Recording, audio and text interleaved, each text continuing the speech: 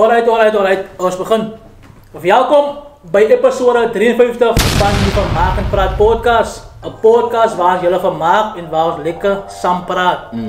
En vandag het ons iemand baie spesiaal hierso, né? Om saam met ons te kom praat.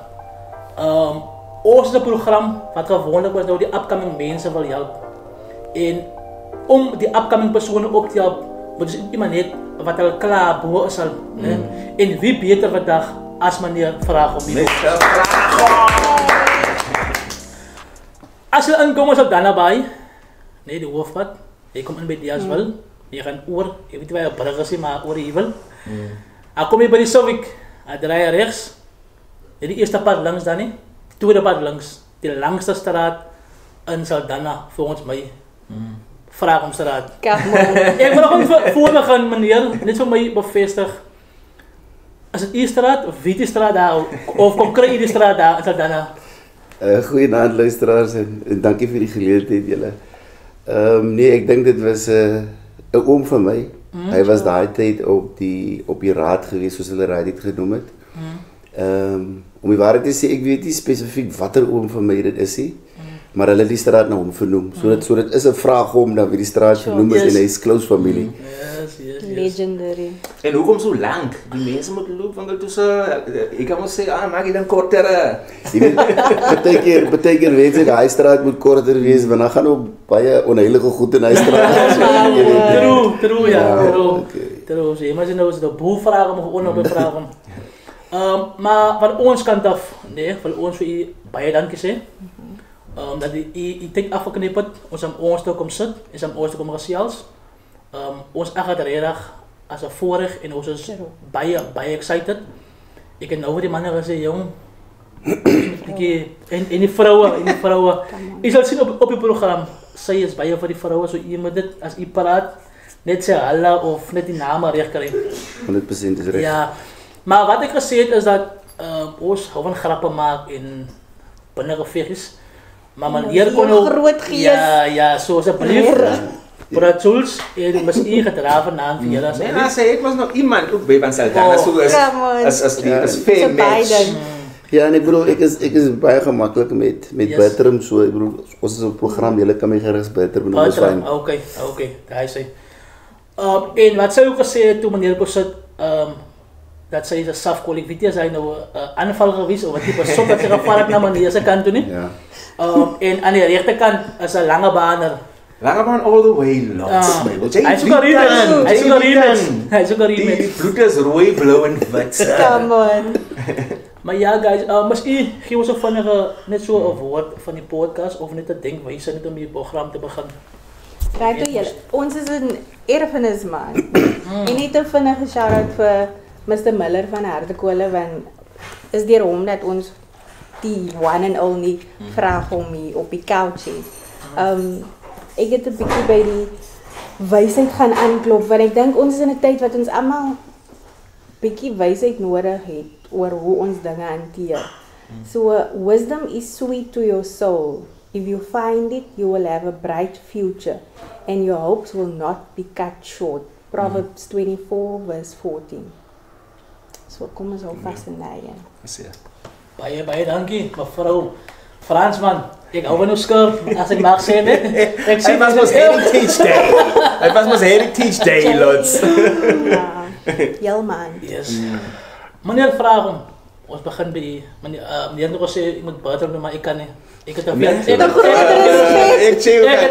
respect. So, jy moet nou verstaan, meneer Vraagom. Kom ons begin by die besigheid. Ons begin by die besigheid. Tans, wat is die posisie aan Saldanha Baai Klub? So, kom ek gee 'n kort geskiedenis. Ek was 1994-93 het ons saamgesmelt Saldanha Marines met die Saldanha Rugby Club. En die twee klubs het besluit om die naam die Saldanha Baai Rugby Club te noem. So van so in die helfte van 1994 tot aan die einde van 1999 was ek kaptein van Saldanha se eerste span. Toe probeer in 2001 en 2002 om te coach. Hy het nie baie goed gegaan nie. ek sê altyd vir die spelers, vir die ouens wat ek altyd gecoach het, hulle was te dom om te verstaan wat ek moet doen. As hy nou was dit die coach wat nou nie ek moet ongelukkig hier ook erken dat in daai tyd toe het Saldanha eintlik 'n divisie geval. En ek was die afrigter, so is een van die goede wat ek baie trots op is, maar jy weet, is ongelukkig, maar mens leer maar soos wat die spel aangaan, leer jy, daar is maar failures en daar's suksesse. En in 2008 toe het ek voorsitter geraak van Saldanha Rugby Club tot aan die einde van 2018. Right, en aan die einde van 2018 toe het ek vir die voorsitter gesê dat jy weet, dit sal dalk onregverdig wees as ek klaar maak en heeltemal net wegstap met al die kennis en al die netwerke, maar dit was heeltyd in my kop om hierdie top 8 toernooi te begin, die Super 8 noem ons dit, want die top 8 was die toernooi wat op City Park gehou was. Jy weet, en so ek het al op 'n paar geleenthede gesê dat die top 8 op City Park was 'n toernooi wat deur ideologie saam gesnoer het, mense saam gesnoer het. Dit was die ou SARU toernooi gewees en spanne van oor die land het dan City Park toe gekom en dit was 'n great makkie vir ondersteuners gewees. En toe stig ons 'n projekspan in 2019 wat toe nou in 2018 terwyl ek voorsitter was, het ons die eerste toernooi gedoen. So tans is ek hoof van die projekspan wat toe nou later 'n besigheidsmodel geraak het en die besigheid se naam is Dobre Venture. Dit is 'n events company en ons doen nou verskillende projekte, onder andere die Super 8 toernooi. Sure. Okay. En wat sal u sê, wat was hy een omdraaipunt wat vir julle opgetel het? Van onthou, as ons kyk in die geskiedenis, veral in Boland, nee, was nie so baie, kan ek sê, julle is nie daarbo gewees nie. Nee, ons het geweet daarvan, maar julle was nie daarbo gewees nie. Wat was hy omdraaipunt gewees in Saldanha by rugby, kultuur en in die Weskus? Wat was hy omdraaipunt? Ek dink daar's 'n paar goed. So kyk, Saldanha, ek wil nie sê dat Saldanha is beter rugbygebied as ander plekke in die Weskus. Dit sal onregverdig wees. Maar ek kan twee spanne onthou toe ek nog baie klein was, Tigers in Montrose daai tyd. So dit was verskriklike sterk spanne gewees. En dit is nou die Tigers wat ek van praat, voordat dis die Tigers wat nou tans daar is vooraf geloop het. Okay. So ek dink daar's 'n baie ryk kultuur, rugby kultuur in Saldanha. Obviously in die Weskus ook. Ja. Maar Saldanha Marines was 'n meer 'n organisasie as wat dit 'n klub was. Wat ek en eintlik maar 'n movement. Ons het net al gepraat en toe ek vertel van hoeveel ouens was in die gevangenis gewees, hoeveel administrateurs was in die gevangenis. En ek dink ons pluk vandag die vrugte van daai manne wat nie hulle lewens noodwendig opgeoffer het nie, maar wat groot opofferings gemaak het vir die klub onder baie moeilike omstandighede. En dit is hoekom dit vir my belangrik is dat 'n mens, jy moenie vergeet van die mense wat die pad voor jou geloop het nie, want is daai mense wat die brand begin bou het. So ons studeer 'n baie moeilike proses. Jy kan jou indink, ons kom uit DSville uit. En ons gaan af dorp toe en ons gaan saamsmelt met 'n oorwegende blanke klub. En daai klub het 'n ander ideologie gehad. Ons kom met Osaro uit. Hulle is deel, kom ons sê maar nog, van die federasie van daai tyd. En hierdie twee groepe smelt nou saam. So dit was 'n kulturele nagmerrie. En ek dink nie dit het so seer oor kleur gegaan nie, maar dit het gegaan oor ons kultuur en hulle kultuur. So julle kan julle daai botsings kan julle indink. Maar ek dink waar die omdraaipunt gekom het is dit het te doen met 'n brand. En dit vat baie lank om 'n brand te bou. Jy weet. En brands gebeur op verskillende maniere. Ons almal is baie lief vir klapklere. Jy weet, jy het nog 'n T-shirt aan. Met die hart nog nie. Ek met die mind van die langebaan sokkies. So die langebaan is nie kwaad wees nie. Klere, dit gaan oor die wapen. Jy weet, die badge. En ek dink ons het in Saldanha reg gekry dat ons betaal geen speler nie. Niemand nie, geen coach nie. Right? En ek dink ons is baie bevoorreg.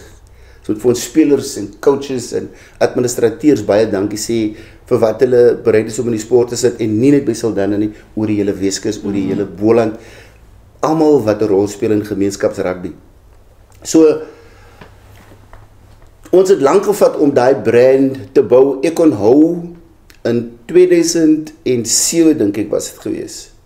Toe het Mervyn Green, wat eintlik 'n honorary member van Saldanha Rugby is, min mense weet dit. Toe Mervyn Green toe hy by SARU gewerk en ons het een van die eerste mobiele gyms gekry in Saldanha. En Mervyn het regtig hard gewerk om daai gym daar te kry en ek dink sy plan was, ek dink hy het by Vredenburg ook geïnvesteer en ook in St Helena Bay. En ek wens dat elke klub kon op hy stadium so 'n gym kry, want jy weet ons ouens is arm, almal kan nie altyd gym fees afford nie. So ek dink dit was 'n groot omdraaipunt. Want toe ons ouens ewe skielik begin gym toe gaan, die kondisionering was beter gewees en daarvan af het die brand gegroei. En dan gebeur daar ander goeters. Jy weet ons was verskriklik geseënd gewees met daai fasiliteit. Jy weet en ons het ook net gepraat. Daar's baie mense wat baie te sê het oor die fasiliteit, maar hulle verstaan nie hoeveel tyd, energie in daai fasiliteit gegaan het om dit daar te kry nie. En baie mense sê dis Birds Stadium, maar Birds het 'n geringe rol gespeel. Daar's ouens soos Maxwell Moss, daar's ouens soos Pastor De Bruin, jy weet daar's mense soos Louis Skeepers. Ons bedankbaar wees vir die raad van daai tyd en al die mense, Gerard De Bruin wat daar op was. Al die mense het 'n rol gespeel om die stadion daar te kry. So en dan as jy 'n smart fasiliteit het, jy weet dan ewe skielik kan jy 'n toernooi aanbied. En baie verteenwoordigende spanne is bereid om daar te kom speel, want mense kyk altyd eers hoe lyk jou kleedkamers. So ons is verskriklik geseën dat dit kon gebeur en nou en ons sal net oor daaroor praat, het die akademie gekom. So dit is alles deel van brand building. Jy weet en wanneer en ek het oor Roses dopgehou. En Roses was nog vir 2 jaar was Roses soort van gone. Onobvious, yes. En hulle het nou die regte voorsitter en obviously die bestuur ook, hy kan dit nie alleen doen nie. En hulle die som ook hele moet vir. Yes. Come on. Maar die groot ding is die brand het hulle gered. Jy weet, die brand was altyd daar in die agtergrond en hulle kon hy brand optel en hulle kon aangaan. Nice waar. Meester, en los ek die vraag gevra. En ek weet nie gaan dit 'n controversial vraag is nie, maar ek dink hier so en ek like soos my controversy lots. Wat is die omdraaipunt vir Saldanha gewees en jy het genoem daar's geen spelers betaal nie. Nou ek weet nie weet jy maar op 'n tyd veral daai tyd wat Saldanha daai omdraaipunt gemaak het, dan sien ons mos nou spelers van buitekant af en die mense in die Weskus het gepraat van nee Saldanha koop spelers kyk is die een ou nou van daar.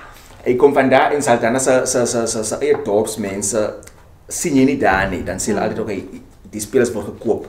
Sal jy to debunk this idea, so maar nou hier en kan sê Saldanha die spelers sal koop, hulle die spelers betaal, dis die rede hoekom hulle die omdraaipunt gehad het. So ek dink daar sekere vrae wat jy jouself moet vra as jy bestuur is, right? En ek dink een van die belangrikste vrae is okay, waar wil ons boks? Right, so ons almal weet dat daar's net sekere posisies wat jy nie op jou dorp gaan kry nie. Vaskoppe het so skaars soos hoendertande geraak. Right? Nou, as jy nie 'n ordentlike vaskop het nie, dan moet die slotte harder skrim.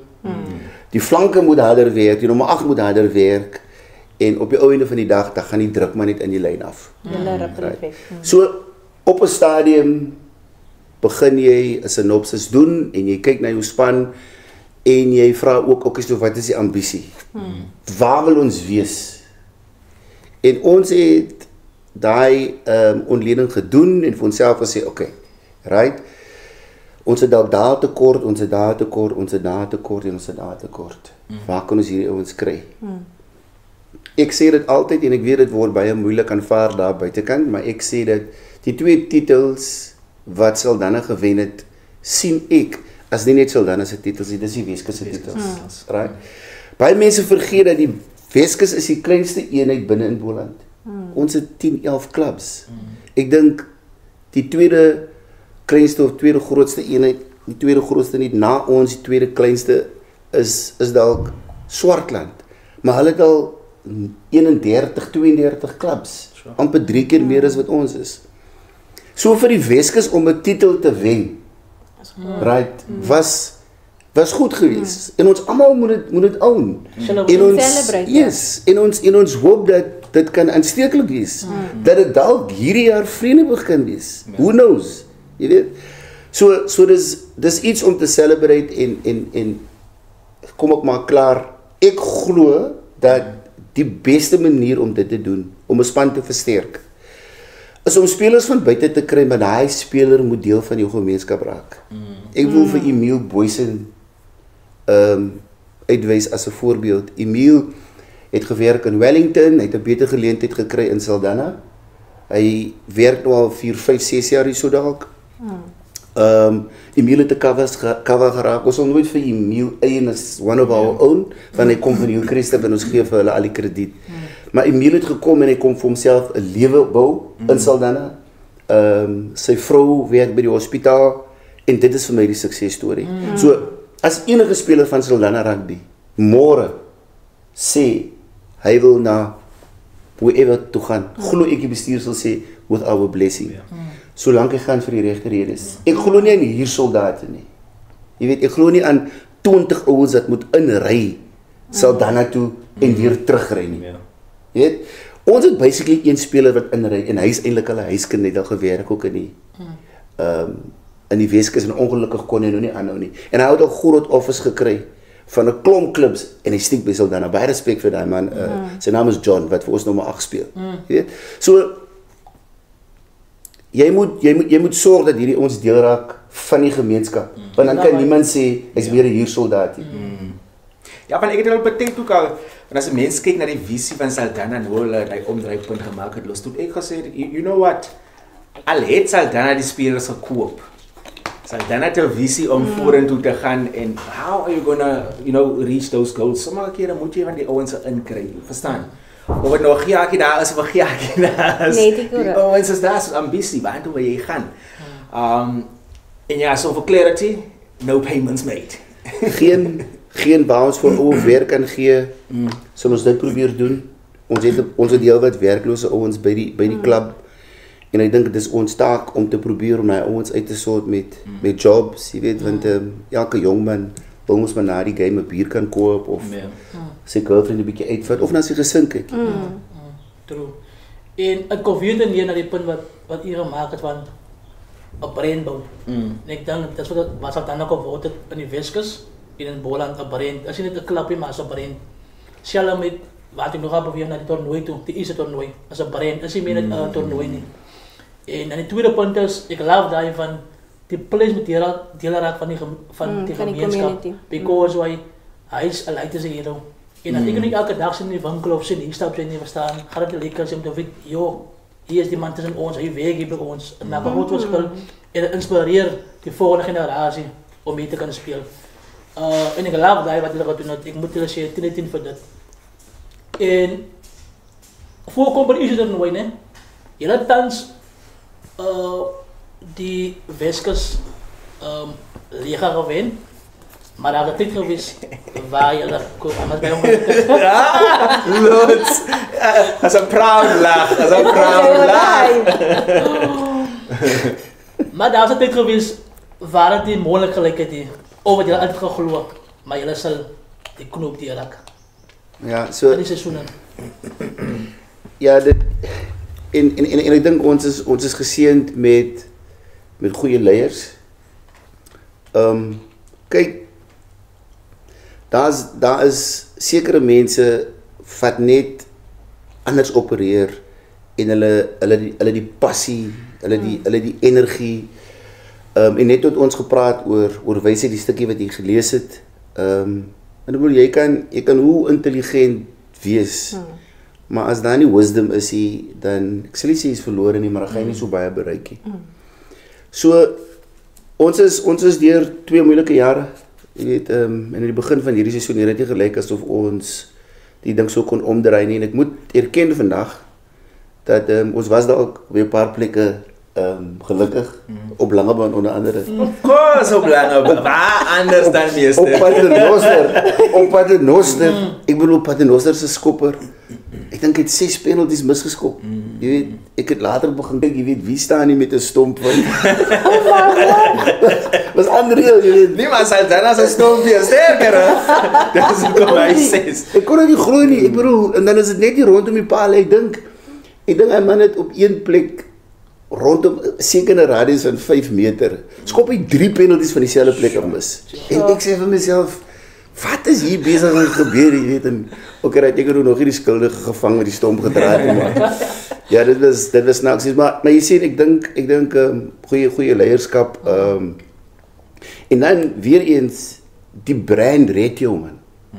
Jy weet, ons kan nie in die uitspele wees nie, ons sal danna, hoe die hel kan ons nie daar wees nie, en die ouens trek vinger, en die ouens kom by mekaar, en moenie 'n fout maak nie, soos by enige ander klub, verskil ons, jy weet, daar is hectic fights, baie keer in die klub, en ek wil glo dat ons het die nodige volwassenheid to keep it under wraps, ons hanteer dit volwasse, daar is incidente, soos by enige ander klub, want jy kry eenvoudig die perfecte organisasie nie, dieselfde soos 'n huisgesin, jy weet, so, maar ek dink die brand het ons kom red, later, as jy die brand gevestig het, dan hou die brand jou op jou tone, jy weet, want die brand klaar jou aan as jy nonsens aanvang, en dan moet daar aksie wees, en jy moet terug gaan na die brand toe, en sê, okay, right, ons het dit herstel, nou kan ons weer aangaan. En wat doen, en as 'n mens kyk, ek het soveel admiration vir Saldanha Rugby Club, en ek het al gedeal met klomp mense ook, wat doen Saldanha reg, en ek weet ons het gepraat net of, ek sê offline, maar behind the scenes, wat doen Saldanha reg, wat, you know, Langebaan kan leer daaruit, as dit kom by die klub self, as dit kom by die spelers self, because as jy sien iets werk, en jy gaan nie vra, hey, wat doen julle reg, dan I think that we all lost. Ja, kyk so, jy kan maar gaan kyk na al die spanne wat die liga titels gewen het. Jy kan vir Roses vat, jy kan vir Willies vat, jy kan Robertson vat, jy kan Safko vat, en Saldanha. Nie een van die spanne, as hulle die waarheid praat, kan sê, dat hulle het daai gedoen met 100% van hulle eie ouens sien. Nee? Hulle het dit gedoen met spelers van buite. Right? So, soos ek sê, ons het daai ontleding gedoen, en ons het vir onsself gesê, okay, jy weet, ons het eenvoudig nie die manne in hierdie posisies nie. So as jy nou 'n lange man is, dink ek, as jy aspirasies het, om in die uitspele te gaan speel, of jy wil die liga titel dalk wen van Boland, dan moet jy mos nou daai opsommings doen, en vir jouself sê, maar luister hierso, ons het leemtes hierso, so wat gaan jy doen om die ouens in daai posisies te kry, en is moontlik, Langebaan is 'n groot plek, dink ek, met verskriklik baie moontlikhede, hier's baie besigheidsmense, en ek bedoel, ek probeer nou nie, ek probeer nou nie vingerwys na niemand nie, maar ek dink hier's verskriklik potensiaal op die dorp, right, ek het net vir jou gesê, julle moet eintlik trots wees dat, ek het nog nie dit gesê, maar ek dink julle moet trots wees dat julle met julle eie ouens speel, omtrent, en goed doen, maar is dit wat jy wil wees, right, as jy nou 10 jaar, 12 jaar in een probeer het, om met die dorpse manne te doen, en het werk nie, ek dink julle het 'n briljante aanstelling gemaakt met Melbourne, ek dink, en in 1 jaar dink ek, en dalk wys dit nou nie dat julle 6 plekke beter is op die log nie, maar it's a work in progress, it's gonna happen, jy weet, maar wat doen jy? Wat doen jy? okay, so ons het nou 7de gekom hierdie jaar of 6de dalk. Hoe kom ons volgende jaar? En is 'n plan. Jy weet, dit kan nie in 'n vakuum net geskied nie. Dan moet 'n plan wees. Mense, ons wil in jaar 2 daar wees. Ons wil in jaar 3 daar wees. En nou Saldanha Rugby vanaf 1994 af tot 2019. Ons het 25 jaar gevat om die liga te wen. Dit was nie 'n quick fixie. Is harde werk, maar jy moet eers begin. So, jy weet, soos ek sê, dit hang af waar jy wil wees. As jy happy is om net in die league te bly en te sê, Comfort zone. yes, precisely. Almal sê wen is nie belangrikie.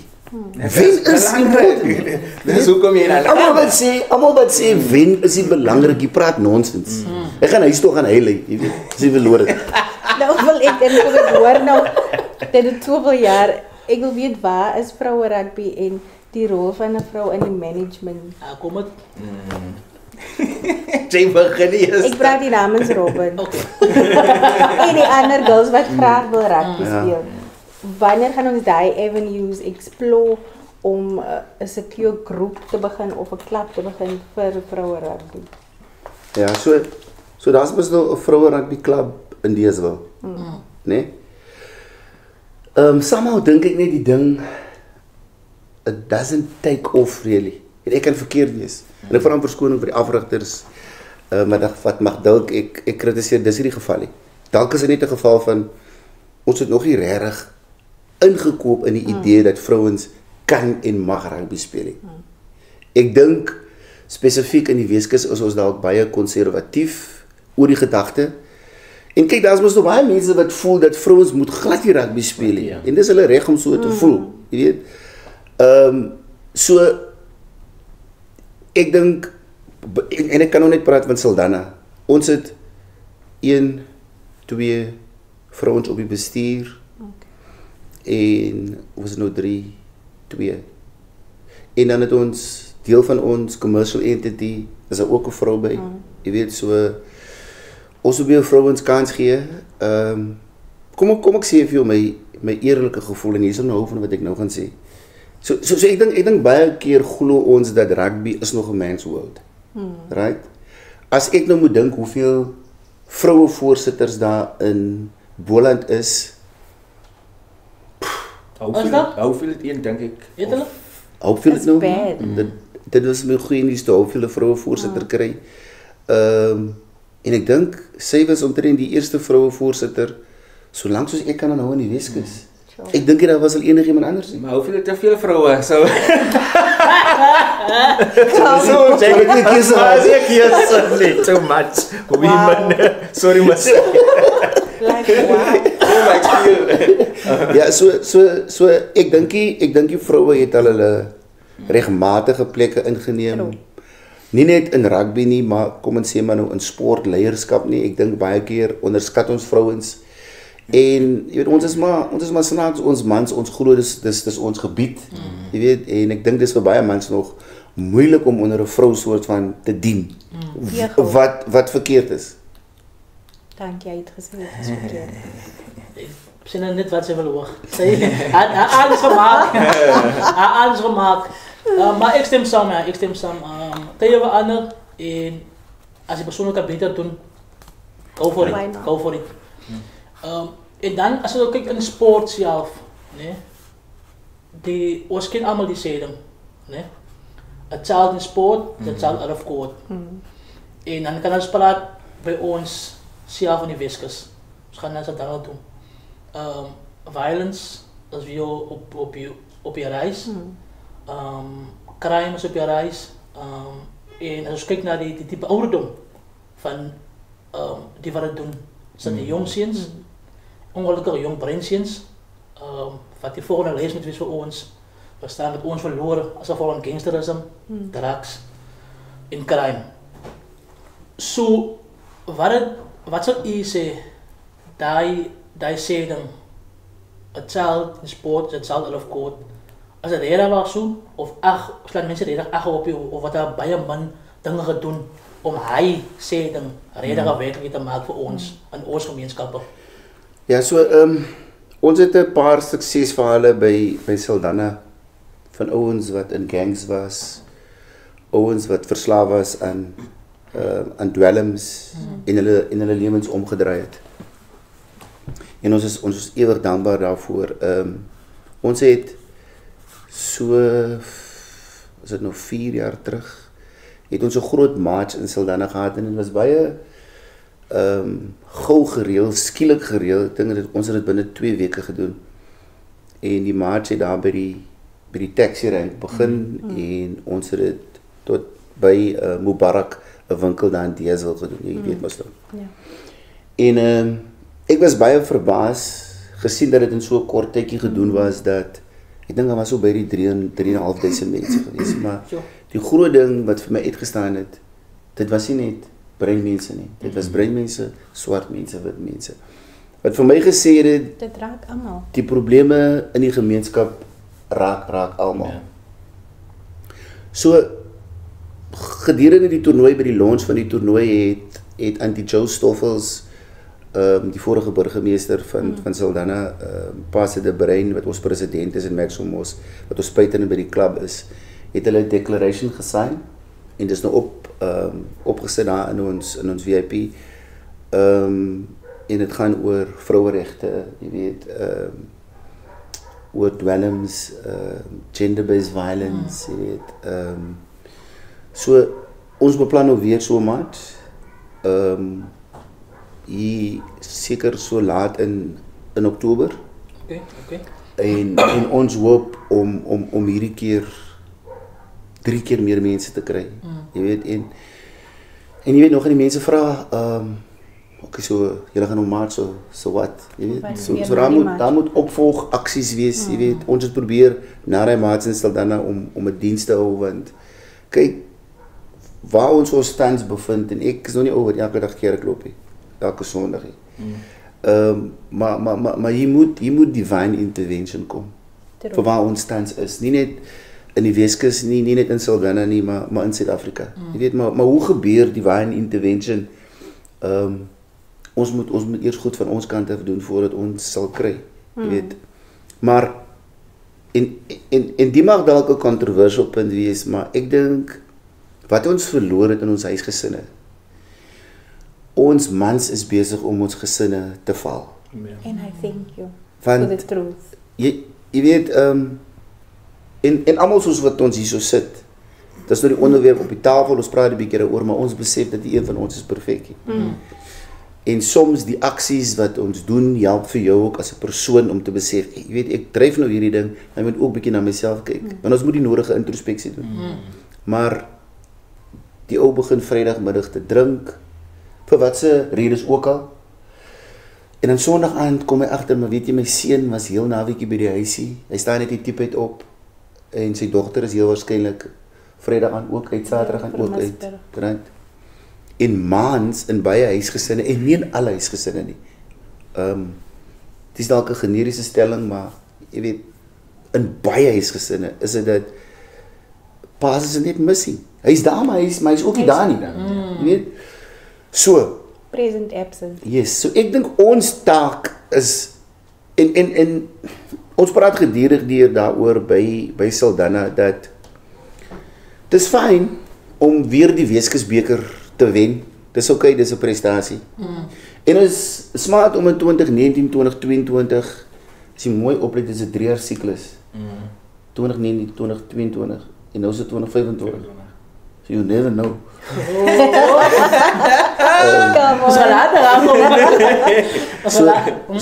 So ek dink dat ons moet vir ons ouens in sport, nie net in rugby nie, maar in sokker, in cricket, in kultuurorganisasies, wat is die rol van 'n jong man as 'n broer?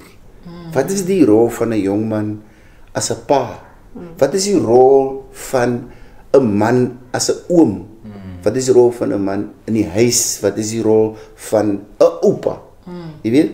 Want ek reken, wanneer ons die familiedissipline teruggekry het, dan gaan ons baie minder gevalle van mense wat afdwaal, youngsters wat afdwaal kry. Want Jy kan maar gaan kyk daar waar daar 'n standvastige pa is en waar daar dissipline is. 'n present En pa hy is die rolmodel in die huis. Want nou mans is mos ook rolmodelle. Maar paans is mos veronderstel om die huis te dra, die vrou die nodige respek te wys, die kinders die nodige respek te wys, sodat hy gevolg kan word. Come on.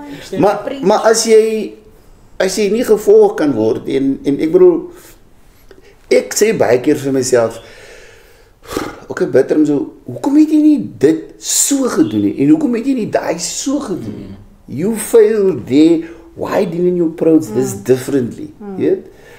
En ook right. En ek dink dit is hoekom baie oupas kinders baie beter kan opvoed as pa's en mans. Because they've seen it all. Right? They've been through the mill en hulle weet nou ek het daar foute gemaak. Ek gaan nie dieselfde fout maak met my kleinkind nie. Jy weet? So kort en lank, a child in sport is a child out of court. Dis baie waar, maar dit gaan oor meer as dit. Ons bekers moet in die gemeenskap staan. Ons party, ons het 4, 5, 6 trofies in 'n kas. Maar jy weet, wat maak die ouens by Funky Lemon? Jy weet, wat maak die ou by die smokkeljaar? Jy weet, wat doen ons? Ek sal dit nooit vergeet nie. Ek sal dit nooit vergeet nie. So toe ek kaptein geraak het by Saldanha Rugby, in 1994, vroeg 94 dink ek was dit. Toe het Geer Konane my een kan geroep. En hy is nog vandag dood. Toe sê Geer vir my, ek wil jy moet iets baie mooi verstaan. Jy sien meer one of the boys. Jy is nou kaptein van hierdie klub. En wanneer jy Dinsdag aand veld toe kom en jy sê spring, dan moet hulle vra hoe hoog.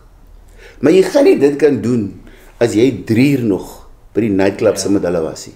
En hy sê vir my, en jy is in elk geval getroud, so jy moet al 10 uur by die huis wees. Come on now. Maar ek het dit verstaan. Ek het dit nie daai tyd verstaan nie, maar jy het 'n responsibility, man. Jy het 'n responsibility. Die voorsitter kan nie by die spelers drink nie. Die voorsitter kan 'n bier met die spelers drink. Is okay. Hy kan dalk 2 biere drink. Maar die voorsitter kan nie dronk wees met die spelers en dronk raak in 'n bottel whisky uitdrink in 'n bottel bier. En dan wil jy sê, nee, dis hoe ek die klub bou, ek het afgekom met die boys. No, that's wrong. Hulle moet respek hê vir jou. Hulle gaan respek verloor. Hulle raak dronk, jy raak dronk, dan word goed gesê. So unfortunately, as jy in 'n posisie is, it's a lonely place. Nee, hoe sê hulle die hoogste bome vang die meeste wind? So jy moet sorg dat jy maar mooi trap. En as jy nie gereed is vir die posisie nie, wees dan net man genoeg of vrou genoeg om te sê, weet jy wat? Sorry man, ek kan nie dit doen nie. Sorry, ek het nou lank gepraat. Nee, dit is so powerful. So powerful. En so nodig vir hierdie jong mense. Sorry, gaan ons nog by topic dan net gou 'n vraag met ek personally wil weet, because by toe ek die stukkie ding gelees het hier, toe vang dit my. En meester het genoem daarso, toe jy rugby gespeel het,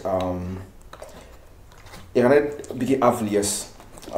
Ek is sedert 1982 betrokke by rugby, toe ek vir die span van die Retreat in Kaapstad uitgetraf het, né? Hier's 'n ouie, Gary Boshoff, en het lees dit was vir my 'n groot eer om saam met Gabriel Noble die middelveld van EWK te vorm. Ek beskou hom as die beste rugby speler wat Sarum ooit opgelewer het, en ek het baie by hom geleer.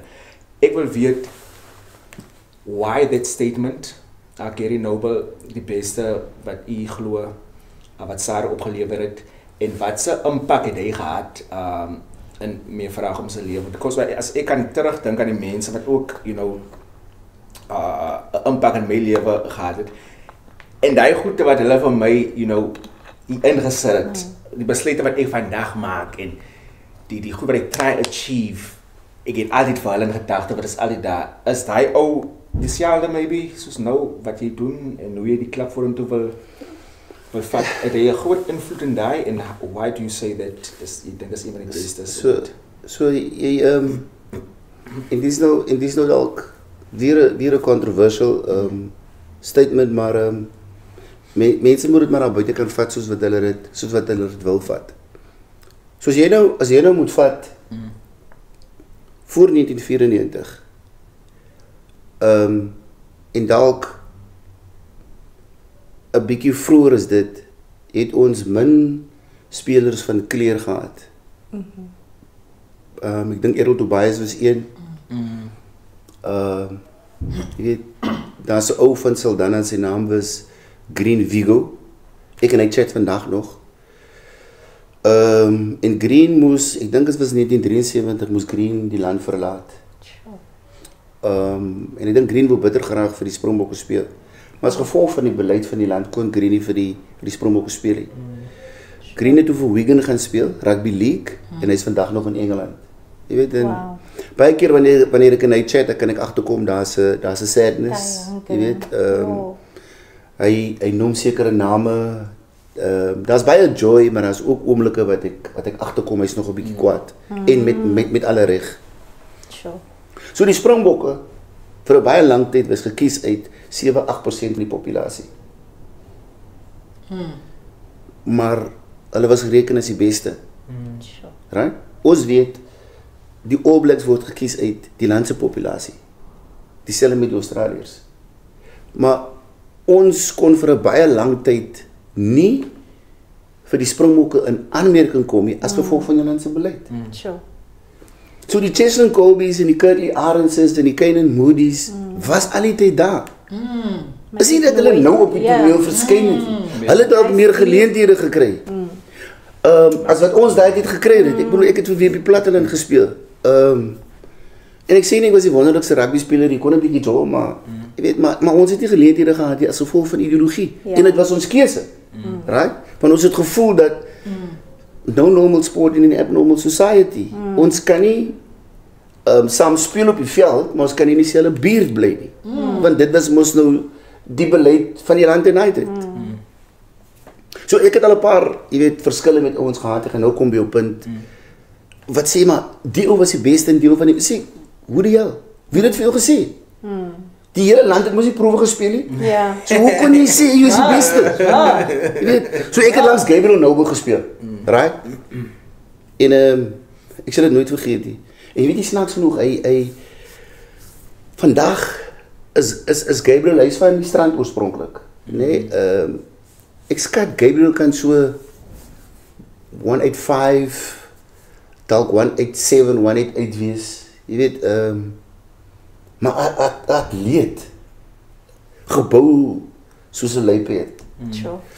Lank soos omtrent jou lengte. Luiperd. Omtrent jou lengte en maar ek het in my lewe nog nooit 'n beter rugby speler gesien nie.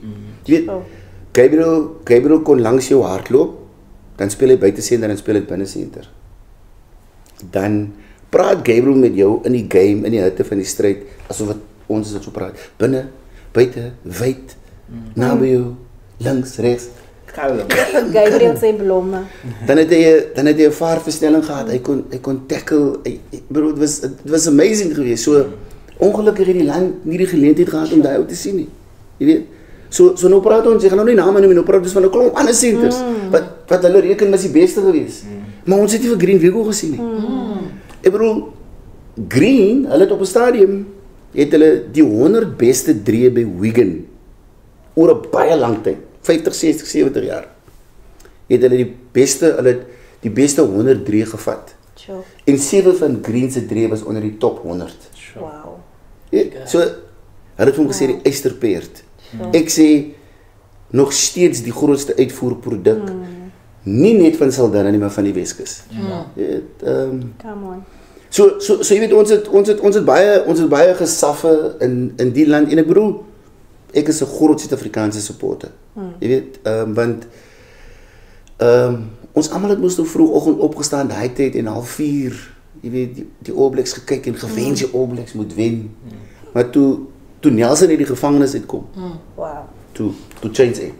Jy weet, toe sê ek myself, no more. Dis nou ons land, ons almal se land. Dinge gaan change. En ek bedoel, dinge het gechange. Jy weet, as jy nou na die Springbok span kyk, daar sal maar altyd bekkorante wees wat dit goed sê en rassie is dat en dit en so aan, maar ek bedoel, kyk waar is ons sport vandag? Dis 'n nasiebouer. Ons is trots op Cheslin, ons is trots op Kainan. Ek is 'n groot Manny Libbok fan. Yes. Almal kan maar praat. Ek glo niemand kan 'n defense unlock soos wat Manny dit kan doen nie. Met sy hande, met sy voete. Hy skop 'n bietjie beter palle toe. Jy weet, so en is een van ons kinders. So ons kan nie vir 'n ander land skree nie, weet. So ons moet die bitterheid moet ons nou los. Ja. Maar die realiteit moet ook daar wees. 100%. So waar. So okay, so het ek jou vraag antwoord oor Gabriel, jy weet. Yes, So Gabriel met sy kalmte. Ek is jammer. Met sy kalmte was Gabriel 'n groot figuur vir my, die manier hoe hy die game gespeel het, jy weet, eerlik, baie sad dinge met Gary gebeur want jy weet Sauer rugby was ook rof geweest. En ek gaan nou nie die ander span se naam noem, maar op die stadion slaan hulle hom of het hom geskop en toe breek sy wangbeen, jy weet, en dis erge tye wat ons deur is, maar Gary was 'n goeie speler, maar jy weet 'n gentle giant, 'n gentleman. En as gentleness 'n goeie ding in rugby, so gepraat van dit in sy kalmte. As ek vat maybe 'n voorbeeld en ek gaan nie name noem of oomblikke nie, maar sommige kere dan vang ek 'n klomp nonsens aan op die veld lots. Verstaan jy? En dan sal mos kom en kliphard skel op my en die ander oppositie sien dan en ek gaan mos nog nie mismaak vir die body want ek gaan nou weer so sal meester sê, you know what, there's a brutal game. So jy moet kan vat of do we need the gentleness, you know, kom na my toe en ek praat met jou sê, you know what, try in plaas van, you know what, blast. As dit 'n goeie ding of jy haar op jou tande het of moet dit net anders geteken word toe? Kyk, dis maar die game het so violent geraak, jy weet. Dit het 'n game vir boewe geraak, man.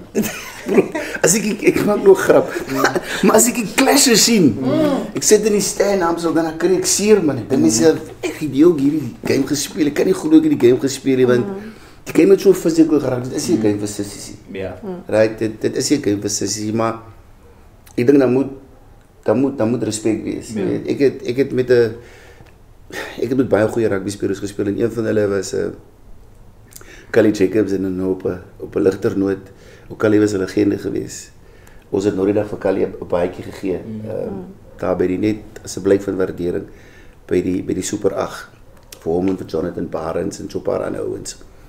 En nou speel ons teen Vriendenburg, ek weet nie, maar ek weet dit was 'n tawwe game geweest, jy weet. Nou kom Kali soos gewoonlik laat, weet. En nou kom ons al in die kleedkamer, jy weet. En nou kom Kali in, nou sê ek is kaptein, hy is onderkaptein. Nou sê Kali, sorry Kip, ek is laat. Nou sê ek is Kali, jy is net tyd vir die gebed.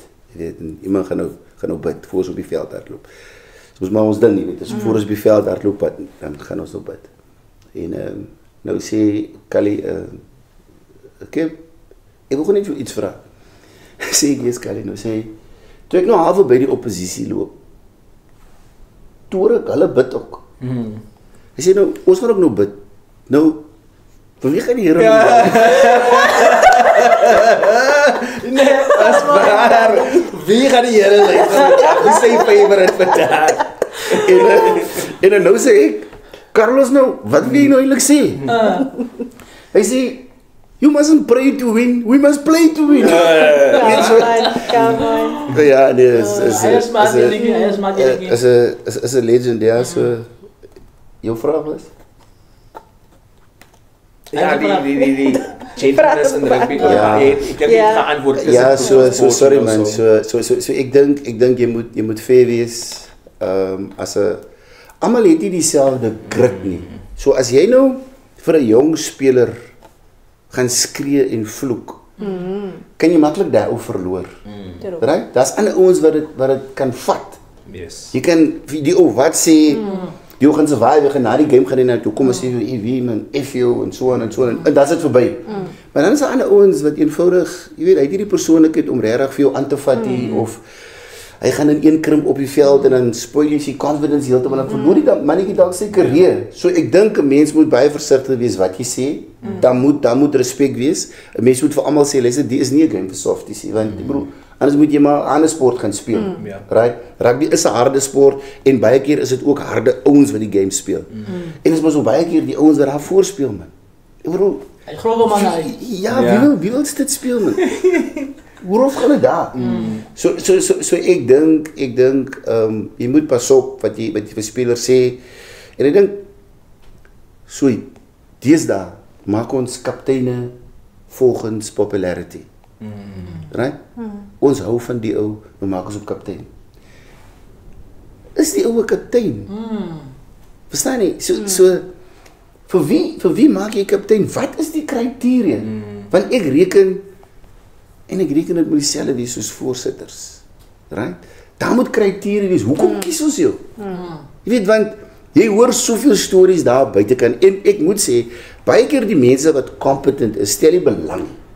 So nou gaan ons maar volgens popularity en ons kies nou vir Bertram. Maar wie sê Bertram is uitgeknip vir die job? Hy het dalk nie eers leierseienskappe nie. So daar waar dit rof gaan op die veld, die kaptein speel so 'n groot rol. Ja. En ek dink alle klubs moet tot by 'n punt kom waar die kaptein klas kry. So wat gaan jy doen Ja. as die situasie is? Wat maak jy? Ek hou kapteins dop wanneer ons speel ons kaptein en die oppositie se kaptein. En dan sê ek altyd vir myself, Obra, met die body language sal jy geen 50-50 decision na jou kant toe kry nie. Want jy kan. Jy weet, as jy nice is met die ref selfs, al maak hy die verkeerde besluit. Bestref, well done. Ja. Ja. Psychological. Yes, want die volgende 50-50 decision gaan daai ou heel skielik na jou kant toe gee. Maar nou daai bra is heel skielik gestaan, het hy nagskof gewerk. Nou kom hy vanoggend, ons sê vrou ook nog kwaad vir hom, want hy gaan nou weer rugby toe en hy vat die kosgeld om te gaan travel. Right. Nou kom hy man hier by Saldanha. Nou Saldanha se kaptein op 'n skof met hom. En nou daai man is in staat om 80% van die 50-50 decisions kan hy met jou gee. Omdat jy heeltyd die man grief gee.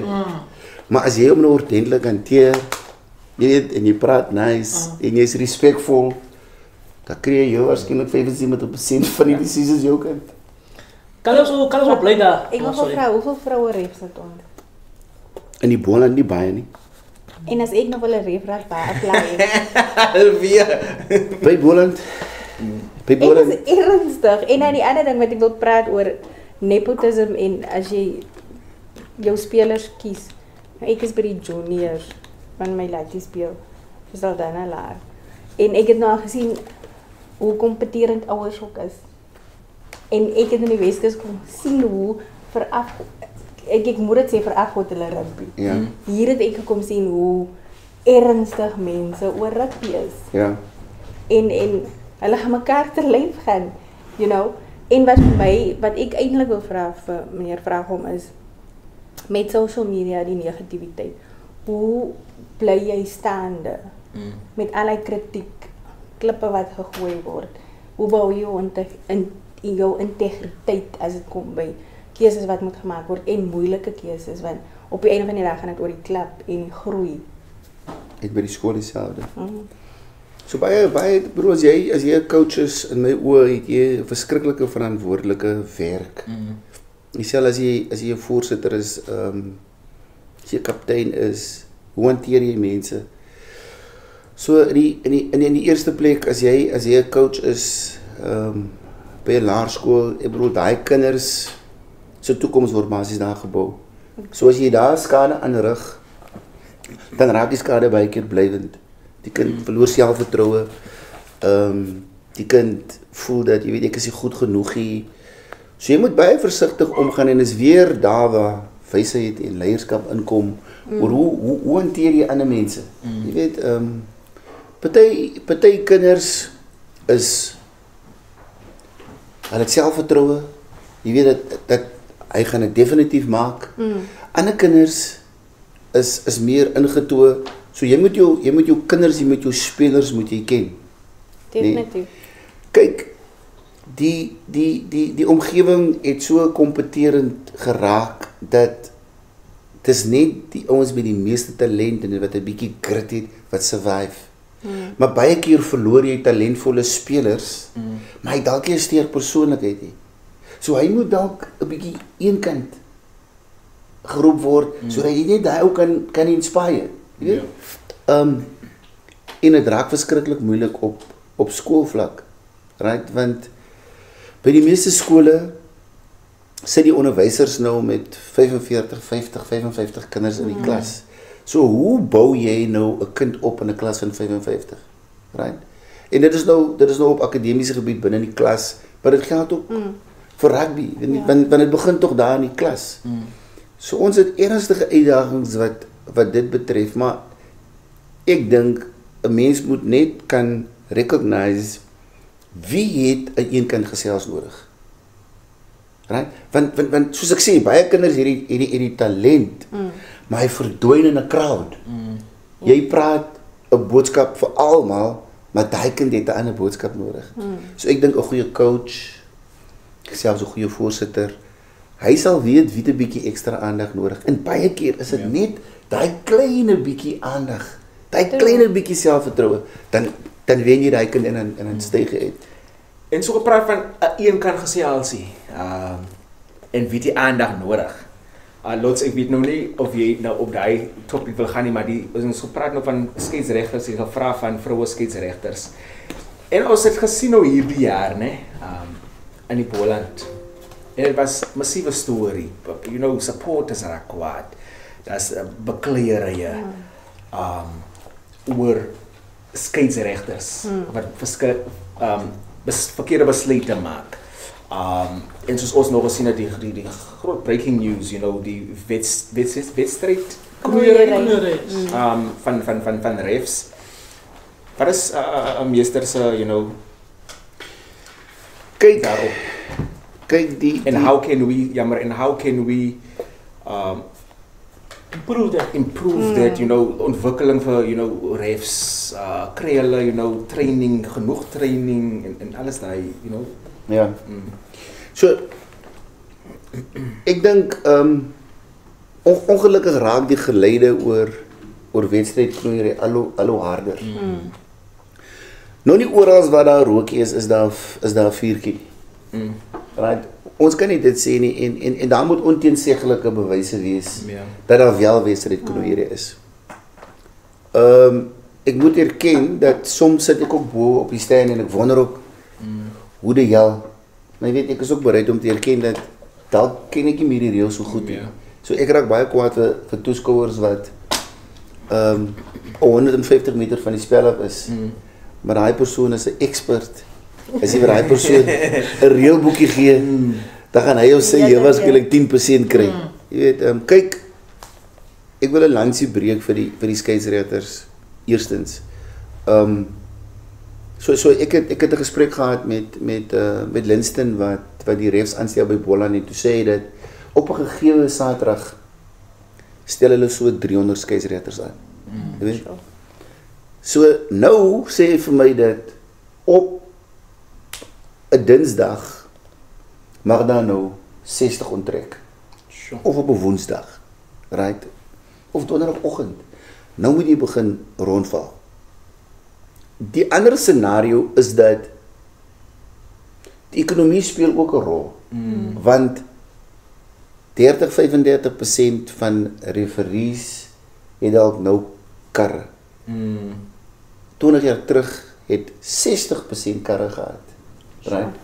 So wat ek agterkom by die Boland, baie keer is dit die geval dat jy wil nou 'n ref, en bedoel, die is nou nie om enigiemand te kritiseer nie, maar jy wil 'n ref uitkry by Langebaan. Maar die ou wat jy by Langebaan wil uitkry, hy het nie 'n kar nie. Nou moet hy ry met 3 ander ouens, right? Of met 'n ou wat 'n kar het. Maar die ou wat die kar het, gaan nou vir Vredenburg blaas. So nou kry Langebaan die ref wat hy wil hê. Maar Vredenburg kry nie die kwaliteit ref wat hy moet kry nie. En ongelukkig almal is mos nou nie ewe goed nie. Jy weet. Kyk, totdat die ondersoek afgehandel is en 'n onteenseglike bewyse van wedstrydknoeiery is, kan ons mos maar net gis. Maar Spekuleer. Yes, ons kan spekuleer. Jy is heeltemal reg. So meester sal nie sê daar is 'n wedstrydknoeiery soos almal nou 'n poai daarvan maak. Of was maar net vir die you know, investigation oor te wees. Ek is baie bekommerd. Ja, ek is baie bekommerd oor die gerugte wat al hoe harder raak. Right? Ek is baie bekommerd. Ek sal verkeerd wees as ek sê dat ek glo daar is wedstrydknoeiery. Dit sal nie reg wees nie. Maar ek is bekommerd. Jy weet, want klomp mense sê klomp goeders en later begin jy ding. En ek in 'n paar van my rugbyvriende kan getuig. Ek is nie oor die ref sommer bly nie. Jy weet, want ek glo dat as die ref 5 foute maak in 'n game, dan maak die span 50 foute. Jy weet, so as jy dalk 35 foute gemaak het, het jy gewen. Ek het altyd vir ons gesê, manne, die ref gaan 'n fout maak. Hy gaan 'n fout maak. Moet nooit laat ons vir hom in 'n posisie sit waar hy 'n besluit kan neem tussen wen en verloor. So kom ons vat ons kansse. Jy weet, kom ons vat ons kansse, kom ons konsentreer. Ek kan nou as ons binne in ons kwartgebied gekom het, ek altyd as die boys. Kom ons kom vinnig by mekaar. Iemand moet sit. Iemand moet seer kry, right? En dan gather ons rondom my persoon. Okay manne. This is the moment. This is what we practiced for. Right? So kom ons fokus 130%. So want hier is ons nou. Ons loop 20-10 agter. Ons moet hierdie opportunity vat. En jy weet wat gebeur. Baie keer vat nou verlang om net iets wat ek dink hulle moes gewen het. Maar dan vat jy die opportunity. En dis hoekom ek wil gevra het Saldania ekstra 100 randjie daar. Dis toe die bank my ou conspiracy. Ek het die ref geken hy dag hier. To be honest, ek weet nie wie dit is nie. Meeste van die refs ken ek nie. Jy weet, so om net klaar te maak met die vraag, as daar nou wedstrydknoeiery is, en het word onteenseglik bewys, dan hoop ek hulle deel met die ons. Right? Ek hoop hulle word uit rugby uit gekanselleer, dat hulle nooit weer hierdie sport van ons, vir wie ons almal so lief is, want die slegte ding van dit is, en dit is letterlik die waarheid, mense vat hulle kraggeld en broodgeld om Saterdag te kom rugby kyk. True. So mal is mense oor rugby, hier het net toe genoem. Jy weet, so hoe kan jy vir mense iets voorsit wat eintlik hierdie waarheid is nie? Dis mos nie reg nie. Jy weet? So as daar ouens is soos wat ek sê en hulle word skuldig bevind, hulle moet nooit weer in 'n skei. En ek het vir iemand gesê, as ek moet uitvind dat Saldanha was betrokke by enige ongeruimdheid wat wedstryd resultate kon bepaal in 2019, 2020 of voor dit, dan praat ek. Maak nie saak wie dit is nie. Want ons kan dit teen ons mense doen nie. Dis die regie. True. Ek love Thank you, sir. Kom, ek gaan nou. Ek is nooit. Ja. Ek wil gewoon jou te luister as dit die waarheid. Okay, dan over dit terugkom net. Ek praat nou van die Super 8. Gaan 'n bietjie Super 8 terwyl dit nou is. Volgende jaar geloof ek gaan beter is, jaar beter. Ek sien baie ek vra rondom hoekom sulke spanne van wyd. Maar ek dink dit klaar antwoord met die ding van die brand. As jy brand is, iedereen sal maar kom nie. As jy nie 'n brand is nie. En so wat sal jy sê, wat was hy lokpunt wel gewees om die mense van Vera te kry, almal wil ook deelneem? Ja, so ons het nou hierdie jaar by die toernooi gehad, Hamiltons wat WP se kampioene was. Dit is die eerste keer wat WP se kampioene by die toernooi was. En Hamiltons hierdie jaar toevallig was hulle 150 jaar oud, die oudste klub in die land. Ja, so wat vir ons 'n groot eer was die feit dat hulle besluit het en ons het letterlik vir hulle die maandag invite gestuur en 4-5 dae later toe accept hulle. Jy weet. So toe besef ons dat nou hierdie toernooi arrive, hierdie ons is gretig om te kom, hulle is 'n groot brand. So jy bevind jouself in 'n posisie waar jy moet besluit waarheen gaan die toernooi. Right? So ons kan dalk 8 spanne van die Weskus het 2-3 vrae om te kombineer en ons kan 8 spanne van die Weskus en ons kan 20,000 mense oor die 3 daarna kry. Jy weet? Ons kan die Weskus toernooi hou, maar wat probeer jy dan doen? Want baie van die Weskus spanne sê ons nou maar hulle kry nie kansse nie en so, maar Langebaan was al by die toernooi. Velder was by die toernooi. Vriendelburg was 2 keer daar, Sint Helena was by die toernooi. En Velder was ook by die toernooi gewees. So die spanne wat nog hier was, is Hopefield en Paternoster en Tigers en Universals dink ek. Dis die 4 spanne nog hier was. Maar al die besluite is ook nie ons nie. Jy weet, so mense investeer in die toernooi, borge En hulle wil hulle voetprint so wyd as moontlik sien. So ons kan ons klein toernooitjie het, jy weet, in 6 spanne van Boland vat, in een van WP en een van EP. Maar is daai excellence. Jy weet, so ons wil op 'n manier na die Weskus klubs kyk. Sadly, laas het ons probeer om 'n Weskus Barbarians span op die been te bring. En dit sou beteken dat al die Weskus spanne sou verteenwoordiging binne die Barbarians span gehad, die Weskus Barbarians, Langebaan 2, Hopefield 3, Vredenburg 1, maak nou 'n voorbeeld. En ek was baie excited oor hierdie idee geweest, maar ultimately het ons agtergekom die Weskus klub het nie so gevolg, het nie so gevoel nie. En ons verstaan dit. Ja. Dalk het die ding identity gelek. Dalk is ons net te oor hulle clubs. Maar ek dink dit sou 'n brilliant idee gewees het, want soos ek sê, hulle sou speel in 'n Barbarian try, elke ou speel, die spelers wat gekies is vir hy span speel in sy klub sokkies. Jy weet, so dit sou 'n smart ding gewees het en is 'n ding wat ons elke jaar sou kon gedoen het. Wow. Right. So ons weet ons kry baie kritiek. Right? Ons maak nie al die besluite nie. Ons moet met ons sponsors praat. Verstaan man. En die sponsors het ook 'n sê wanneer hulle sit geld in. Jy weet, want anders gaan hulle sê, okay, so bly julle maar by julle cozy tournament daar so, die oorspannetjies julle, verstaan jy wat ek sê? So ons het vir Northern Rhinos hier gehad. Die eerste finaal was eintlik kon kwalifiseer as 'n Gold Cup final. Jy weet, van Northern Rhinos het laas jaar contest in die final. Hamiltons dink ek hierdie ding al gewen. Ja, Ja. En die standaard van rugby was goed. Net om 'n bietjie verder te gaan. So daar is spanne wat besluit het hulle gaan liewer in die toernooi in George speel. Jy weet, en is fyn om 'n toernooi in George te hê. Niemand kan Paasfees toernooie behoort mos in Saldanha nie. Ja. So enige kan 'n Paasfees toernooi hou. Jou redes moet net reg wees hoekom jy dit doen. Jy weet. So van die klubs redes was dat ons is nie meer gemeenskapstoernooi nie. So ek weet nie meer wat se gemeenskapsklub nie, want Hamilton is ook 'n gemeenskapsklub. Hulle het dalk 'n kleiner skare Saterdag by hulle games, maar hulle is 'n gemeenskapsklub. Jy weet, en dalk is hulle 'n semi-professionele klub. In die Kaap betaal almal. Ek weet nie of julle gesien het die Maraga nou Mzansi League begin. Sure. In die noorde. Jy weet, en die ouens praat. Was 'n ander kompetisie wat ek gehoor het, die ouens praat van prysgeld van R1 miljoen vir die wenner. Jy weet, so club rugby has taken off. Jy weet, en is great. Van dit gee geleenthede vir ons kinders. In kort. Jy weet, ons wil hê dat die gehalte van rugby moet smaak wees by ons Super 8. Right? Dit moet great quality wees en daar's 'n gap. Daar's definitief 'n gap en ek verstaan. En dis iets wat die mense dalk moet adresseer, want is dit nou regverdig dat 'n klub soos Vredenburg moet kompeteer teen Hamiltons? Maar Hamiltons het al die geld. Maar Vredenburg kan nie afford om hulle spelers te betaal nie. Right, en om spelers in te kry, maar Hamiltons kan. So hoe maak jy daai gap toe? Maar dan wil ek ook sê Tygerberg het teen Hamiltons gespeel en hulle het baie goed gevaar. En Saldanha het vir Tygerberg al 'n paar keer gewen.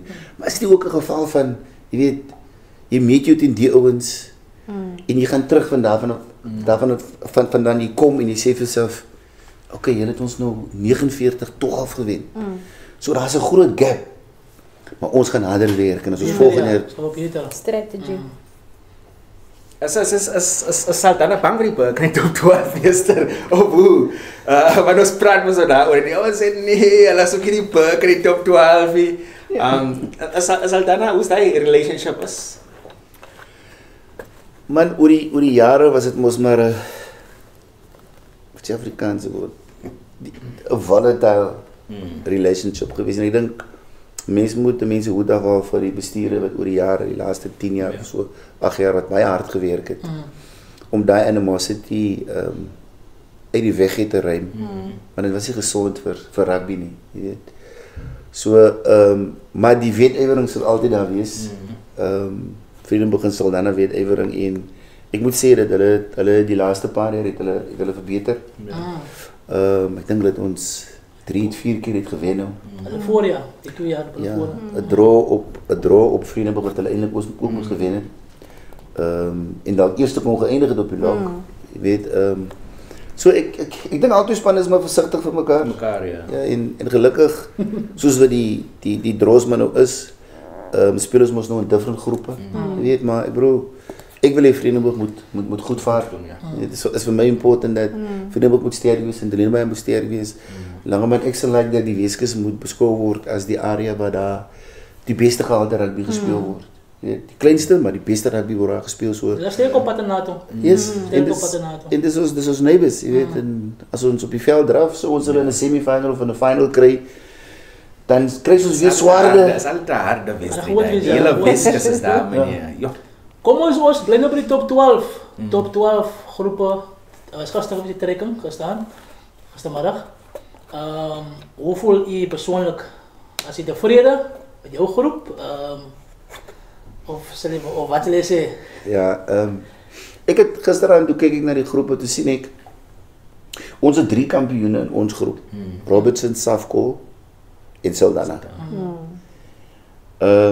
Robertson het die titel 2 keer gewen. Die nuwe Premier League of die groot eendag titel hulle het dink in 2007 toe wen hulle nou weer, maar kom sê hulle 2 gewen. Saldanha het 2 gewen, Safco het 1 gewen. So in daai groep is daar 5 titels. In die ander groep is dit net Villages en Roses wat al champions was. Maar as 10 titels tussen hulle twee. Ja. So, 5 en 4 baie was 6 interessant. 6 en 4, jy weet. So as jy nou Roses se prestasie hierdie jaar kyk, broer, dis 'n besondere prestasie. Nog 'n beloning. 1 met 5 punte, 22 games, jy weet. So dis 'n goeie storie. Die groot ding vir my is, en dis altyd die misterie rondom die top 12. Jy weet nie hoe goed was die Breë Langeberg streekie. Wat is die gehalte van die rugby nie? Ek stem. Hoe goed was die Overberg se rugby? Hoe goed was Witzenburg se rugby? So was die Witzenburg rugby dan nou so swak geweest dat niemand vir Roses kon wen nie? Of is Roses se outstanding outfit? Om jou vraag te antwoord, ek dink Saldanha het 'n baie goeie draw gekry. Die feit dat jy kyk, ek dink iemand het al hierdie kompetisie gewen in sy nuwe formaat as jy 3 games wegspeel en 2 by die huisie. So dit is so belangrik om eers te eindig. Jy weet, behalwe dit, daar's ook baie geld op die spel, want ek bedoel, jy maak baie geld by die hek en ek sien hulle het nou besluit dat hulle gaan R40 by die hek. Jo.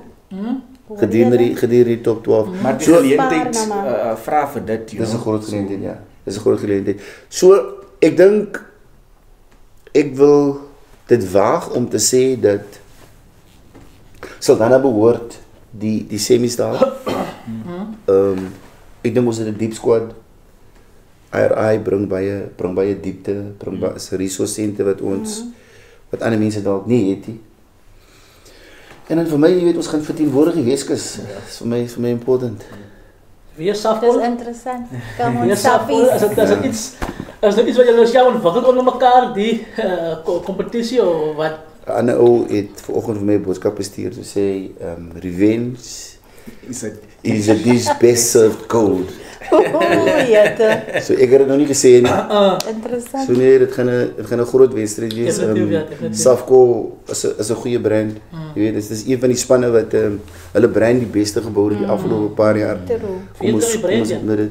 Smart brand, hulle sit baie in, jy weet so. En hulle kyk, my persoonlike gevoel is dat Robertson, Villages en Safco, as jy na die Weskus Liga kyk, ons was 11 spanne.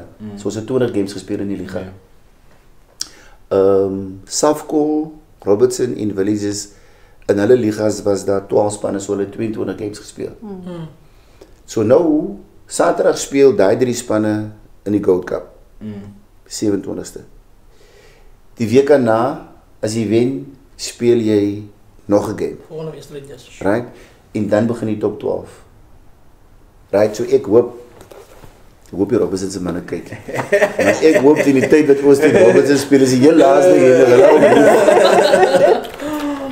Wow. Ja. So julle is gereed, as jy span wat jy wil vir my nie sê mensie. Wat jy sê, vir jou kanses beter in die finaal. Maar ek is bly ons speel dit in Roses. Hulle kan dinge vir jou verongeluk, jy weet, Hulle is op 'n goeie run. So ek is bly dat ons hulle vermy het in die draw. Jy weet, mense sal dit nog nie sê nie, maar dit is die waarheid.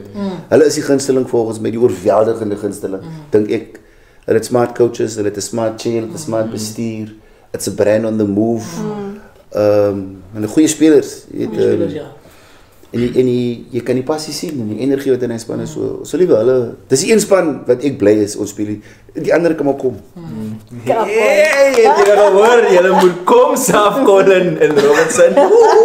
Maar weet jy tot die punt vroeger dat ons weet hoe goed hulle liga was. En ek like hy. Ek hoop aan die ander clubs en hy kan ag neem. So as ek kyk nou kanse, jy weet hoe die ander liga was. So maar die top 12 van baie interessant is. Sien ons in baie uit daarna. En ek glo in die Weskus support ons almal Saldanha en vriende van die top 12. As maar so ek weet die local league is opbei. So nou fokus was nou op die top 12. So ons staan agter die twee spanne.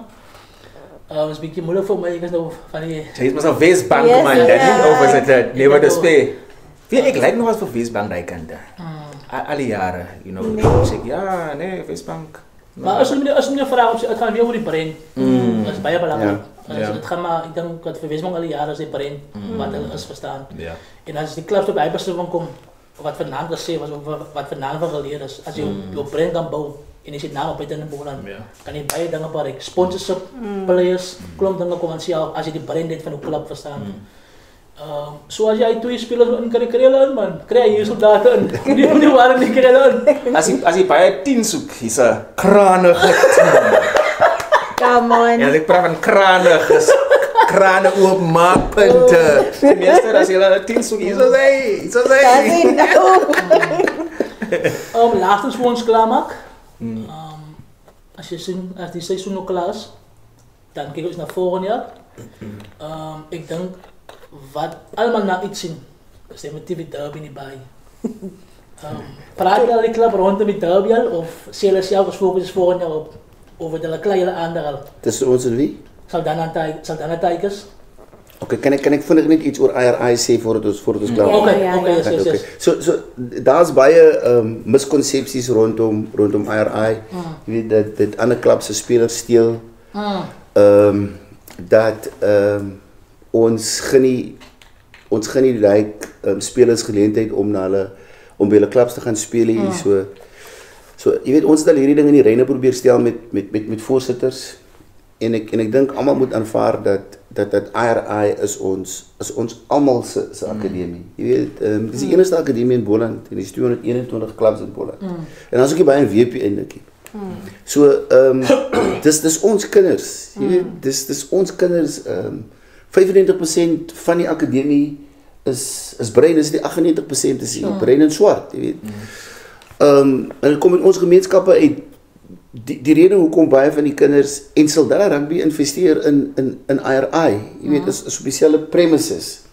En die coach het gevoel en hy is die hart van die akademie, Danny de Villiers, is die coaching director. Ek bedoel die energie en tyd wat hy daar insit, jy weet, is fenomenaal. Jy weet, en ons het al reeds die results gesien. In die onder 21 span en alhoewel die oukies nog by Saldanha speel, hy kom uit St Helena Bay, hy kom uit Vredenburg uit en hy kry nog geleentheid om by die onder 21s by Boland, die 7-8 spelers van IRI is by Boland. En dan kry hierdie laities mos nou kontrakte. Jy weet, en hy gaan in elk geval net vir 2 jaar by IRI wees, dalk 'n jaar, en dan gaan hy terug na sy klub toe.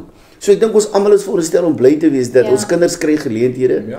En wat is op die tafel gesit het, so meeste van die laities wat daar is op sportbeurse. Kom ons noem dit maar nou so. Party van hulle betaal die helfte, party op sportbeurse. Ons weet mos maar ons kinders kry swaar, jy weet. En so ons het al vir klubs gesê, as jy nou wil hê die laitie moet by jou klub speel. Right? Kom ons sê jy betaal die helfte van die fooie vir die jaar. Ja. R1000, R2000 en ons het gesê kom ons vat dit oor 'n periode, 10 maande R2000. En ons coach jou laitie vir jou en hy speel by jou klub. Jy weet? So as klubs dan nou ernstig is om die laitie bloot te stel, investeer dan in hom. En ek kom speel by jou klub en hy kry mos nou spesiale oefening. Hulle is elke oggend daar van 8:00 tot omtrent 1:30 toe. Hulle gym sessies, daar's baie mense weet dit nie, maar daar's nou 'n jong man wat ek hoor wat deel van die top 12 referee panels gaan wees. En hy was 'n student by RI. Sure. Jaden Loos. Okay, Jy weet? yes. So hy's nou nie in die referee strukture opgeneem. So daai man kan nou eers kom. So ons moet en ek moet sê die gesindheid het al baie verander. Selfs al dan se mense in die begin was nie happy met die IRI spelers nie. Right? Was amper soos dis nou 'n institusie wat nou ons spelers se plekke hier kom vat. Maar die Saldanha-meiers voel nou anders oor IRI. Dis hulle IRI. Want hulle het nog gesien die waarde wat gebring word na die organisasie toe. So dis 'n ding wat verskriklik na in my hart lê. Jy weet en ek wens dat daar kan soveel meer akademies in Holland opgaan. Okay. So net 'n klein bietjie clarity. As jy by die IRI as vir 2 jaar, Ek kan 'n jaar kom. Ook 'n jaar, né? En in 'n jaar of 2 jaar dan as jy nou clubrugby speel, dan speel jy net besal dan self. Daar's 'n paar van hulle wat by ander klubs speel. Ouens wat vol betaal en half betaal het, hulle speel by hulle klubs. Omdat Saldanha redelik insit by RI, het ons gevoel dat okay, jy speel dan by Saldanha. Dis ons wat invest en na 'n jaar of 2 dan gaan jy terug na jou klub toe. Okay.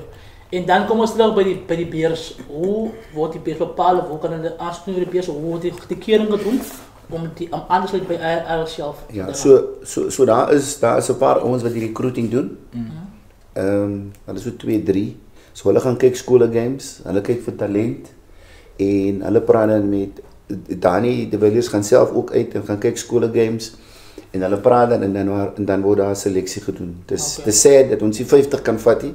Jy weet, want as maar beperkte coaching en is maar op hierdie stadium nog klein dit sal groei soos wat die tyd aangaan. Yes. So dis die manier hoe dit gedoen word. Okay, so as scouts uitgaan na skole toe dan kies hulle self daarvan af. Okay. So jy kan nie miskien na skool begin, okay, jy wil gou vir 2 jaar net aansluit by RI nie. Jy moet Nee, dan gaan ons vir toeloop van studente hier en ons sal nie almal kan akkommodeer nie. Ek bedoel, dit is nou so dat jy moet dan 'n bietjie talent hê, want anders gaan ons jou tyd mors. Jy moet kan eerlik wees na homself, nee, dat jy kan nie. Ja. Imagine ek sta waar en ek kan nie sy rugby speel nie. Ja. Ja, net maak sin. Maar ek moet sê dit is 'n baie goeie inisiatief. Ons sien die vrugte wat hulle pluk daarvan. En so sê, jy sien jou kinders by Boland speel en wat IRI doen vir hulle. En dit gee ook vir jong seuns hoop man en om te weet op skole, verstaan, daar is plekke waar jy kan gaan as ek graag wil gaan in 'n rugby voltyd, verstaan.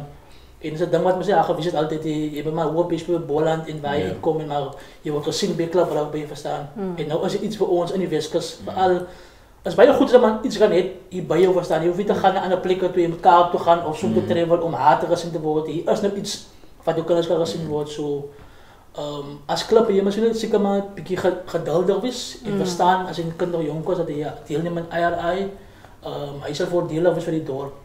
Either way, sal hy voordelig wees. As investment. Ek moet sê baie dankie vir wat julle doen. Dit is 'n groot opstoot vir ons jong seuns en 'n sulke inisiatiewe wat daai woord itself sport out of court. Dit sulke dinge doen dit, verstaan. So baie dankie meneer Vraag om wat dit vir julle doen vir ons jong seuns. Julle is regtig hoop vir hulle. En ek hoop die jong seuns kan hulle bes probeer om uit te kom en te speel en dit te doen. Daar wil ek sê die laaste punt was geweest. O ja, die derby volgende jaar. Saldanha Tigers. Ja, so jy weet daar's nou verskriklike klomp stories oor die vyhandige gesindheid tussen die twee klubs. Jy weet Ja, moet wees. En die wetywering wat mos maar nou 'n natuurlike faktor is van rugby speel, maar vir my is dit 'n geval van twee spanne in Saldanha in die groot uitdag. Jy weet en ek dink al twee klubs moet so daaraan dink dat dit is 'n besondere prestasie vir Saldanha as 'n dorp. Yes. Ons sien uit na die derby. Ek hoop van harte dat dit sal nie gepaard gaan met jy weet te veel onnodige aksies en dat ons mekaar wil doodmaak en jy weet dit moet nie so wees die twee spanne moet mekaar respekteer vir wat hulle bring en wat hulle bereik het. Tigers het gou gevorder op 'n stadium was hulle amper dood. Jy weet hulle was regtig aan die coin gewees op 'n stadium 8, 9, 10 spelers op die oefenveld gehad en dit was 'n smart recovery geweest, jy weet. So that's to be commended.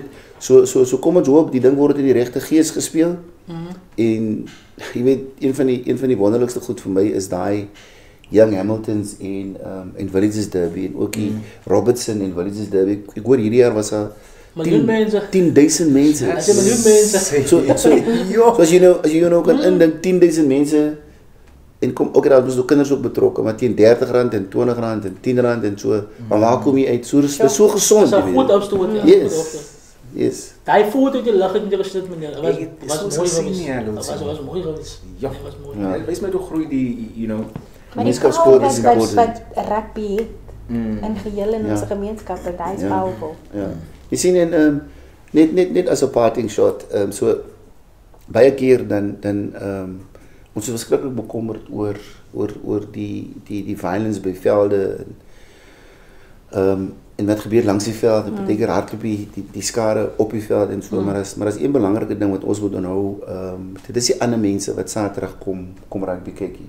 Dis daai selfde gemeenskappe wat frustrasie by die huis het, wat daar ook maar moeilikheid maak. Dis die ander citizens wat Saterdag kom rugby kykie. Dis dieselfde mense, dis ons gemeenskappe. So baie keer dan word daar verwag dat clubs moet model citizens ewe skielik maak op 'n Saterdag en 100 sekuriteitswagte daar hê wat jy in elk geval nie kan bekostig nie. Dis nie die geval nie, die probleem is dieper as daai. So baie keer word clubs nog gestraf. Right? Maar die probleem is baie groter. Jy weet en ek dink baie clubs probeer regtig daar om kyk wat het nou op Langeman gebeur. Wie nou kon dink dat iemand kan nou doodgesteek word langs die veld. So die probleem begin by die gemeenskap, dit word na die veld toe geneem. So lank ons daai besef en die nodige empatie het en wie planne beraam ons dit kan bekamp. Maar dis important dat ons moet weet, dis die ander mense wat kom raak die kyk Saterdag. Goeie punt, baie goeie punt, ja. En die gebruik van alcohol, sal jy sê, is die redige 'n factor, hoe is dit om... As ek my sin kan kry, sal ek sê, ban alcohol op die veld. Maar nou is ons 4 nou. Nee, ons het nou 'n harde week gehad. Right? Nou sit ons nou by ons kar en ons drink nou op. Maar ons is ordentlik, ons geniet mekaar se geselskap. Jy weet, ons kan nie moeilikheid maak nie. So maak jy nou 'n besluit. Maak jy so 'n besluit om dit te ban vir 15%. Is dit nou regverdig teenoor die ander 85%? Wat hulle gedra. Weet, want dit is nie 85% wat hulle misbehave nie. Is dat 10%. Jy weet, ons het nou 'n drive by Saldanha Rugby Club. Kom ons hou die terrein soos wat ons dit kry. Right? Daar's dromme. Right? So gooi die goeders. En by 2-3 geleenthede het dit baie goed gegaan. Right? Een van die ouens wat daar skoonmaak het vir my gesê, "Jesus meneer, ek het nog nooit so baie swart sakke opgetel nie." Toe sê ek, "Nee, maar dan werk die ding." Toe sê dit werk. So ons het gelukkig 'n goeie PE stelsel en ek dink dit is wat ons moet probeer. Right? Hoekom moet ons altyd by ons velde na die game bottels kry, in papier kry? Jesus, hulle gaan so ver soos lelike goed, ek wil dit nou nie noem nie. Lelike goed gooi hulle sommer net daar op die veld. Jy weet, vrouens wat absoluut geen klas het nie, dan gooi hulle dit daar. Mans wat absoluut geen klas het nie, hy gooi sy bottel dan is dierbottels en dis Jameson. Moet nie dink ons drink as jy net Jameson Club Drink Premium. Dis daai klas. Dis die White Rose, ons drink die White Rose. Jameson Black Label. Die gedraai ons self by. Maar 'n mens moet ons mense probeer en ek wil nie die woord noem opvoed nie, want ons mense is nog nie onopgevoed nie. Ons moet die kultuur change. Jy weet? En almal moet dalk hierdie ding begin en sê mense, ons soek 'n veld soos wat julle dit gekry het. Kom ons werk saam. En dalk die eerste jaar of dalk die eerste keer is daar 10% verbetering. En as jy aanhou, dan raak dit ons 'n habit. En dan gaan hulle mekaar begin aanpraat, hoe gooi jy ding daar. So dis wat ons wil hê, dat ons mense ook, ons moet ons cultuur regkry, ons bring mense, ek sê ons het die kultuur, ons het groot kultuur, maar dat is seker goed dat ons verkeerd kry. 100%. Baie dankie. Ek wil nou iets baie verkeerd gesê het, maar dis hoe 'n president bestaan. Dis hoe 'n president praat, lots. Maar ek moet sê, baie goeie persone. Regtig, het ons van ons voete afgeslaan, so het baie geleer, behalwe rugby. Net die lesse wat geleer was en dinge wat gesê was, ek het verskriklik baie geleer. ek dink dit gaan so gaan nie, maar ek moet sê ek is baie impressed. So ek sê dis hoe 'n president praat. Maar meneer vraag om baie dankie man. Nee, weer eens baie dankie van ons kant af. So ek sê en van meneer Miller, so ek sê hy man het dit gesorg dat dit gebeur en realiseer. En ons sê ek wil baie dankie want glo my ook baie waarde hier aan. Wat hier gekom het vandag is geld aan die koppe. En ek dink die wat kan kyk hoe julle gaan baie uitleer. En baie dankie man met die vraag om vir die tyd dat dit gekom het. Ook dankie vir ons videograaf en musician Manti. Ja, inderdaad van julle kant af vir ons klaarmaak. Wow, bro. Oh. Ja. Laat sê maar eers. Ek hoop net ons sal in die toekoms meer vroue vroues, you know, in spanne. Ek wil net sê meneer, ek hoor die wysheid. En ek waardeer en ek voel so klein want letterlik het meneer se loopbaan begin toe ek gebore was. En is vir my 'n groot eer om langs aan u te kan sit. So ek wil net vir u bemoedig, bou op die goeie. Moenie moeg raak om goed te doen nie.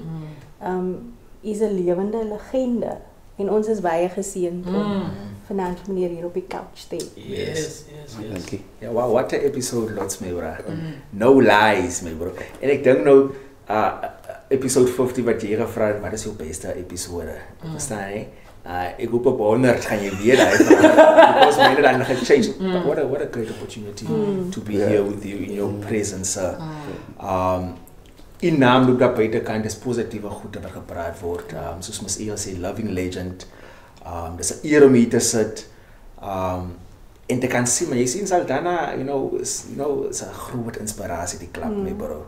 En dis een van die mense wat deel is van daai en gesorg dat dit realiseer. En om te kan leer van u af. Nie net oor rugby nie, maar die gesindheid en die wysheid soos mens u gesê het, what an honor. Regtig. Nee, van my kant af baie dankie vir die geleentheid. Jy weet ek kom op baie sulke programme en ek sien die passie en ek voel die passie. En hou aan met die goeie werk, want baie keer dan raak mense soos my moedeloos, jy weet, dan dit vat van jou tyd en hierdie ding kos mos geld ook. Ek hoop julle maak 'n bietjie geld uit hierdie dinge. Of het sal kom, jy weet, want ek dink soos julle hier sit, is julle ook rolmodelle. En dit is wat ons soek in ons gemeenskap. So baie dankie vir die geleentheid. Ek sê ek kan baie goed weervat wat gesê was, baie kort wat man kan en van daardie televisie in die kabinet maar in die gemeenskap is. So vir ons het daar ooit gehaal die maar niemand geleer in die gemeenskap is. So vir ons die eerste gemeenskap. So ja, episode 52 van die 53. Dankie. Thanks.